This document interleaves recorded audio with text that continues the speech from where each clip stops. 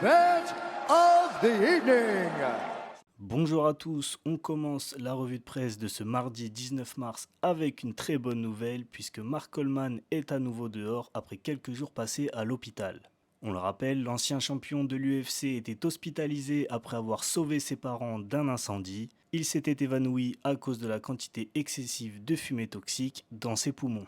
Après son combat face à Robert Whittaker par décision unanime en février dernier, Paulo Costa serait déjà de retour. Il a annoncé aujourd'hui sur X avoir un nouveau combat de prévu, on ne connaît pas encore le nom de l'adversaire, affaire à suivre. Sean Strickland a parlé aujourd'hui sur son Instagram de sa santé mentale, il a déclaré « Je me suis réveillé et j'ai dit à ma copine, chérie, j'ai l'impression d'être un danger pour les gens. Comme si je ne devrais pas être de ce monde, je suis riche, je suis célèbre, j'ai tout ce que j'ai toujours voulu avoir, mais je suis toujours malade mentalement. Je me mets dans cet état d'esprit où j'ai envie de tout détruire dans le monde. » On souhaite bien évidemment à l'ancien champion de se soigner et de revenir plus fort que jamais. Marlon Vera s'est exprimé après sa défaite face à Sean O'Malley et nous a fait part de son regret.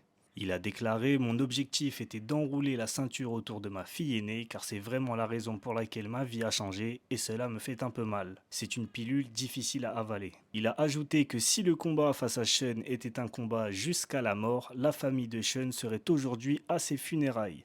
Vous en pensez ce que vous voulez.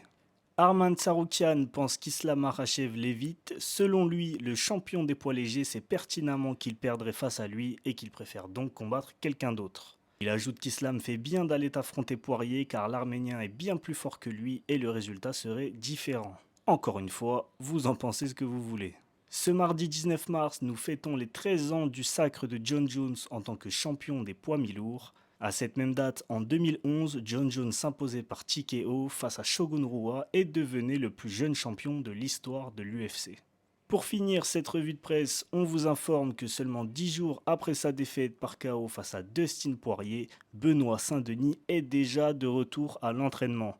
Le Français ne perd pas de temps et on a hâte de voir son retour. N'hésitez pas à nous rejoindre sur nos différents réseaux sociaux et à rentrer dans la mêlée pour ne rien rater de l'actualité du MMA.